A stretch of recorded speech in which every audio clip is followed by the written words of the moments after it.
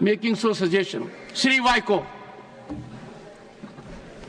Shri Vaiko. Thank you very much, Mr. Chairman, sir. For the past 40 years, 843 fishermen have been attacked and killed by the Sri Lankan Navy. On January 25th, within 45 days, on January 25th, 34 fishermen in 3 fishing boats from Rameswaram were arrested by the Sri Lankan Navy on charges of fishing across the border and were imprisoned in Jaffna. They were produced before the Kilinochchi court and fined lakhs of rupees. Those who could not pay the fines have been re-imprisoned by the Sri Lankan government. On 2nd February 25, more than 1,000 fishermen went to sea in numerous fishing boats. Among them, 10 fishermen from Thangachimadam were fishing a fishing boat off the Gulf of Mannar when the Sri Lankan Navy arrested them and confiscated the fishing boat. On February 19th, the Sri Lankan Navy again arrested 42 fishermen for crossing the border and imprisoned them. 8 boats were also confiscated. I would demand action should be taken to stop the inhuman actions of Sri Lankan Navy, which wants to destroy our fishing industry. So what for our Navy is sitting like a lame duck in the ocean? What for? We are also taxpayers to the Indian government. Yes. The Tamil fishermen are the orphans. Are the orphans of the world. Every 40 years, 843 fishermen have been killed by the Sri Lankan Navy. And our Honorable Finance Minister also spends her time, meets them. Mr. Jaishankar meets them. For what purpose our Prime Minister is going to Sri Lanka? To express condolences to the Sri Lankan government and the Navy.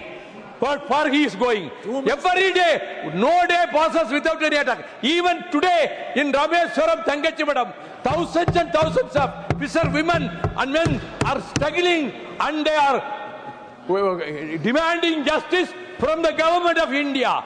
Our Chief Minister, Mr. Stalin, has met the Prime Minister and he has met the External Affairs Minister and wrote several letters. But all are going to the dustbin. This is the way in which the Delhi government, the central government, is treating the people of Tamil Nadu, the citizens of India, fishermen. And hereafter at least, you don't go there. You call them here. Unless you stop this, whether any one time the Indian Navy fired any single shot when they came in, they never cared for them. The Sri Lankan Indian Navy people are collaborating with the Sri Lankan Navy officials. This is going on.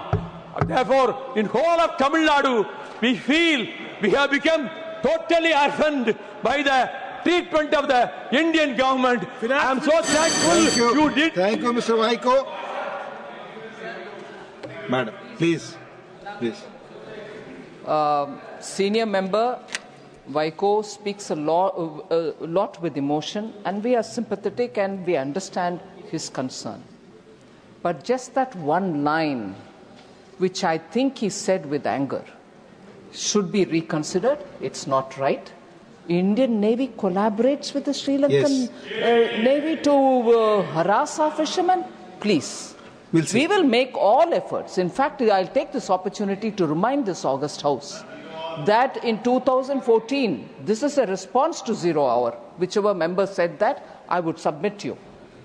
In 2014, sir, it was Honorable Prime Minister who directly spoke to the Sri Lankan government on resumption of office here, on becoming the Prime Minister, and brought those fishermen who were sent to the gallows by the Sri Lankan courts and the Sri Lankan government were brought back alive to India by the efforts made by the Prime Minister, who had just then become Prime Minister.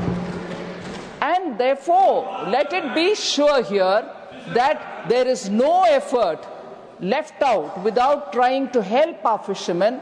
Every time there is a crisis, the Foreign Affairs, External Affairs Minister and the Prime Minister himself.